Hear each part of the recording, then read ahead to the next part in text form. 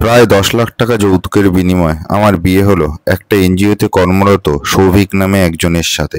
বাবা মায়ের টাকা গেলেও তারা এখন ভারমুক্ত। কারণ আমার মতো কালো বর্ণের কুশ্রী চেহারার একটা মেয়ের সারা জীবনের জন্য একটা ব্যবস্থা তারা করে দিয়েছে। ছেলেটার চাকরি অত্যন্ত সাধারণ, খুব কম আয়, তাতে অবশ্য আবার বাবা মায়ের কিছুই আসে যায় না, কারণ তারা ঘাড় থেকে নিজেদের বোঝা নামিয়ে দিয়েছে। আমার স্বামী সৌভিক দেখতে আহামরি তেমন কিছুই নয়। তার বোনের বিয়ে হয়ে গেছে, বাবা মারা গেছে বছর 7 আগে, মা তার সঙ্গেই থাকে। বিয়ের 1 মাসের মাথাতেই আমি বুঝে গেলাম আমার প্রতি তার তেমন কোনো আগ্রহ নেই। আগ্রহ যতটুকু ছিল ওই 10 লাখ টাকার উপরে। তাই এতদিন হয়তো আমার সাথে ভালো ব্যবহার করেছে, আর এখন পান থেকে চুন খসলেই যাচ্ছে তাই ব্যবহার করে, এমনকি তুই তোকারিও করে।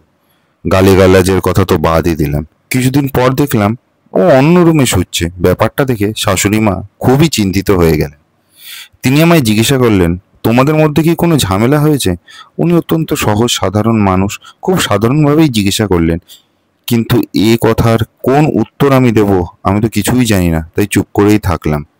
কৌতূহল থেকে একদিন আড়ি পাতলাম তার ঘরে। দেখলাম সৌভিক ঘুমাই তো নি, কিন্তু কার সাথে জানি অনেকক্ষণ ধরে কথা বলেই চলেছে। হ্যাঁ, স্পষ্ট কথা বলে চলেছে। আবার মাঝে মাঝে হাসির শব্দও পাচ্ছি। তার মানে নিশ্চয়ই কারোর সাথে ফোনে কথা বলছে। আমার বিধ্বস্ত চেহারা দেখে আমার শাশুড়ি মা এসে আমার মাথায় হাত বুলিয়ে দিতে লাগলেন। উনি বা কি করবেন, এরকম প্রায় হতে লাগলো।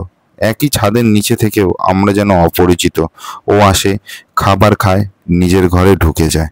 একদিন ও যখন রাত্রেবেলা বাড়ি ফিরে স্নান করতে ঢুকলো, আমি ওর ফোনটা নিয়ে চেক করলাম। একটা নম্বর থেকে সারাদিনে প্রায় 12 বার কথা হয়েছে। নম্বরটা আমি আমার নিজের মোবাইলে সেভ করে নিলাম। পরদিন ও কাজে চলে যাওয়ার পর আমি ওই নাম্বারে ডায়াল করলাম। যথারীতি ফোনটা একটা মেয়েরই রিসিভ করলো। অপরিচিত নাম্বার থেকে ফোনটা পেয়ে মেয়েটা জিজ্ঞাসা করলো, হ্যালো, কে বলছেন? আমি বললাম আমার পরিচয় আপনার না জানলেও চলবে, তবে আপনি যার সাথে এখন ঘনিষ্ঠভাবে চলাফেরা করছেন দয়া করে তার সম্পর্কে একটু খোঁজ খবর নিন। মেয়েটা বলল, মানে কি, আপনি কে, কি বলতে চাইছেন? এমন সময় আমার শাশুড়ি আমার হাত থেকে ফোনটা কেড়ে নিয়ে বললেন, শোনো মেয়ে, সৌভিক আমার ছেলে, আর এতক্ষণ যার সাথে তুমি কথা বলছিলে সে আমার পুত্রবধূ। না জেনে না শুনে কি করে দুম করে একটা বিবাহিত ছেলের সাথে ঘোরাঘুরি শুরু করে দাও, আমি তো বুঝতে পারি না। কথাগুলো বলে মা লাইনটা কেটে দিল। রাতে কলিং বেলের আওয়াজ শুনে দরজা খোলার সাথে সাথে সৌভিক হিংস্র জানোয়ারের মতো আমার উপর ঝাঁপিয়ে পড়ল। তুই শ্রেয়াকে ফোন করেছিলি? হ্যাঁ, তুই বলেছিস যে তুই আমার বউ? শহীদ আমার চুলের মুঠি ধরে টানতে টানতে ঘরের মাঝখানে নিয়ে এলো। ব্যথায় কোকড়াতে কোকড়াতে আমি কোনো মতে বললাম, কেন, এটা কি কিছু ভুল বলেছি? বলার সঙ্গে সঙ্গে ঠাস করেও আমার গালে একটা থাপ্পড় মারলো। তারপর আমাকে মেঝেতে ফেলে চড় কিল ঘুষি লাথি মারতে লাগলো। একেবারে একটা হিংস্র জানোয়ার হয়ে গেছে ও যেন। সেই সাথে অকথ্য ভাষায় গালাগালি করছে। আমার ঠোঁট কেটে গেছে, কপাল থেকে রক্ত বেরোচ্ছে, কিন্তু ওর কোনো দিকে হুঁশ নেই। এমন সময় আমার শাশুড়ি মা এসে আমায় জড়িয়ে ধরলেন। বললেন, ও কিছু বলেনি, যা বলার আমি বলেছি, এখন কি আমাকে মারবি? সৌভিক কতটা নির্লজ্জ! ও বলল, দরকার হলে তাই করব। বুড়ি, তুই মরিস না কেন? আমার উপর বোঝা হয়ে বসে আসিস, তোর মরণ আসে না কেন? মা আর আমি দুজনেই স্তব্ধ হয়ে গেলাম। কান যেন ঝা ঝা করছিল। একটা ছেলে তার মাকে এই কথা বলতে পারে? এতটা অধঃপতন! সৌভিক বলেই চলেছে, তোর কি ধারণা তোর মতো কালো পেতনিকে আমি কি নিজের বউ হিসেবে মেনে নেব? শুধুমাত্র তোর বাবার টাকার জন্য তোকে বিয়ে করেছি, না হলে তোর মুখ দেখলেই আমার তো বমি পায়, তোর চেহারা দেখলেই আমার দিন খারাপ যায়। অনেক কষ্টে অনেক দিন পেছনে ঘুরে ঘুরে শ্রেয়াকে রাজি করেছিলাম, আর তুই আর এই বুড়ি মিলে সেটাতে জল ঢেলে দিলি। এখন তোরা বুঝবি শাস্তি কাকে বলে। সৌভিক রাগে গজ গজ করতে গেলে আমাকে আরো কয়েকটা লাথি মেরে নিজের ঘরে চলে গেল। আমি আর আমার শাশুড়ি ওখানে মূর্তির মতো বসে রইলাম। ঠিক তার পরের দিন সন্ধ্যাবেলা সৌভিক বাড়িতে একটা মেয়ে নিয়ে উপস্থিত হলো। আমার জিজ্ঞাসু দৃষ্টি দেখে বলল, তোর চেহারা দেখেই তো আমার মন উঠে যায়, আর শরীর, সেটা তো কালো রঙের যেন একটা ডিপো। আজ থেকে আমার যখন ইচ্ছা হবে, যাকে ইচ্ছা হবে, তখন আমি আমার বাড়িতে নিয়ে আসবো। দেখি তুই যা করা করে নে, তোর সামনেই আমি এইসব করব। বলে ও মেয়েটাকে নিয়ে ঘরের ভেতর ঢুকে গেল। আমি দরজা ধরে বসে পড়লাম। এতটা অপমান! আমার নিজের স্বামী অন্য একটা মেয়ের সাথে একই রুমে রাত কাটাচ্ছে, তাও আবার আমার চোখের সামনে। এভাবে 1-2 সপ্তাহ পর পরই সৌভিক নতুন নতুন মেয়ে নিয়ে আসতো। আমি যতটা না বিস্মিত হতাম তার চেয়ে অনেক বেশি অপমানিত বোধ করতাম।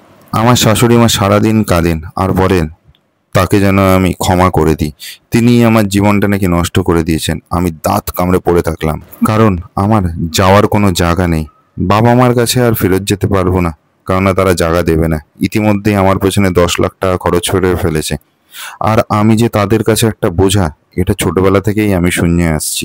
আমার গায়ের রং, আমার চেহারা, সবকিছু মিলিয়ে আমি যেন তাদের জীবনে এক দুর্বিষহ অধ্যায়।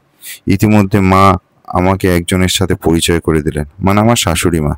উনি এখন থেকে আমাকে সেলাই শেখাবেন। উনি এরকম অসংখ্য মেয়েদের সেলাইয়ের ট্রেনিং দেন। যেহেতু আমার শাশুড়ি মায়ের পরিচিত, তাই টাকা পয়সা কিছু লাগবে না। আমি খুব মন দিয়ে কাজ শিখতে লাগলাম। আমার আগ্রহ দেখে উনি নিজেই আমাকে আরো নতুন নতুন কাজ শেখাতে লাগলো। এইভাবে কেটে গেল প্রায় 6 মাস। এর মধ্যে সৌভিকের কোনো পরিবর্তনই হয়নি, সে তার মতো করে জীবন কাটাচ্ছে। কয়েকদিন পর একটা অচেনা নম্বর থেকে হঠাৎ ফোন এলো। ফোনটা ধরেই জানতে পারলাম সৌভিক বাইক অ্যাক্সিডেন্ট করেছে। আমাকে যত তাড়াতাড়ি সম্ভব হাসপাতালে যেতে বলা হলো। আমি কোনো রকম ভাবে ব্যাগটা নিয়ে হাসপাতালে পৌঁছালাম। ততক্ষণে ওকে ওটিতে ঢুকিয়ে ফেলা হয়েছে। ডাক্তার এসে বলল পেশেন্টের পায়ের উপর দিয়ে ট্রাক চলে গেছে। এমন অবস্থায় যদি রোগীকে বাঁচাতে হয় তাহলে দুটো পাই কেটে ফেলতে হয়। আমি একটা দীর্ঘশ্বাস ফেলে কনসেন্ট ফর্মে সই করে দিলাম। প্রায় 22 দিন পর হাসপাতাল থেকে সৌভিককে ছাড়া হলো। একটা হুইল চেয়ারেরও ব্যবস্থা করা হলো। আমি ওকে বাড়ি নিয়ে আসলাম। দুপুরে খাবারের ব্যবস্থা করলাম। খাওয়া দাওয়া সবকিছু শেষ হলে আমি সৌভিককে বললাম, এতদিন আমার গায়ের রং আর খারাপ চেহারার জন্য তোমার অনেক অত্যাচার অপমান সহ্য করেছি, কিন্তু এখন তুমি পঙ্গু।